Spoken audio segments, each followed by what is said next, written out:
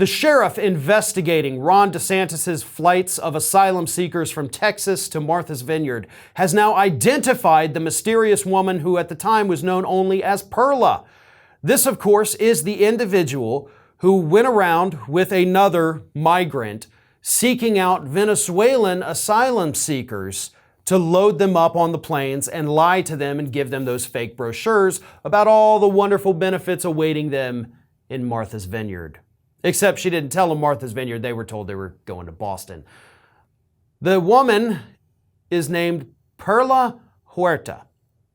Now, she did use her real name. A lot of us had assumed that Perla, because that's what she went by to these individuals, that it had to be a fake name. Well, she used her real name. So I'm going to go ahead right off the bat and say probably not the smartest thing to do. If you're going to commit crimes, which nobody should do, but if you do, maybe take a little bit of time, come up with a fake name. I don't know. Maybe that's just me. Maybe I'm some secret criminal mastermind and I don't even know it, but I would think not using your real name would be step number one. And it gets even more ironic that this individual used her real name, considering the fact that she served in the Army as a counterintelligence agent. Yeah, I'd say there's a lot of counterintelligence with her little plan. You were an intelligence agent and you didn't even think to use a fake name. Very interesting. Kind of makes me question the caliber of people that we have working in the intelligence community here in the United States, because that is exceptionally stupid. But either way, the migrants, the asylum seekers who were flown to Martha's Vineyard have identified this woman.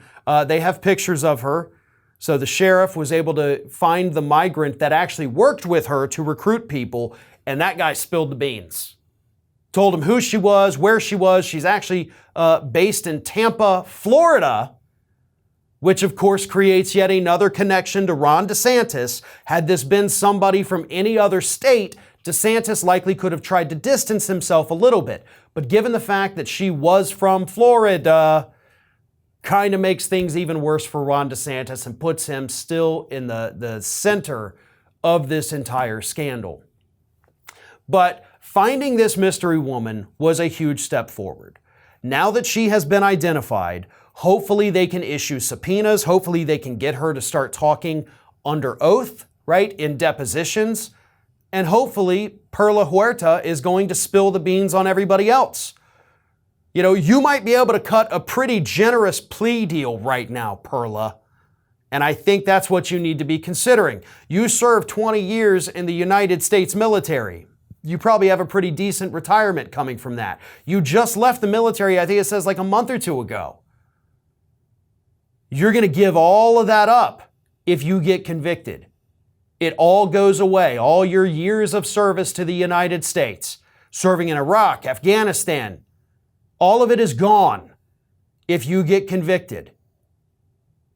So you better call up that sheriff's department down there in Texas immediately and say, let's make a deal. I don't want to lose what I spent my entire life building. I know what I did was wrong, but I will tell you who hired me, where they are, how much they gave me, and I will give you the names of every single person involved in this scandal that I know of. That is what Ms. Huerta needs to do immediately.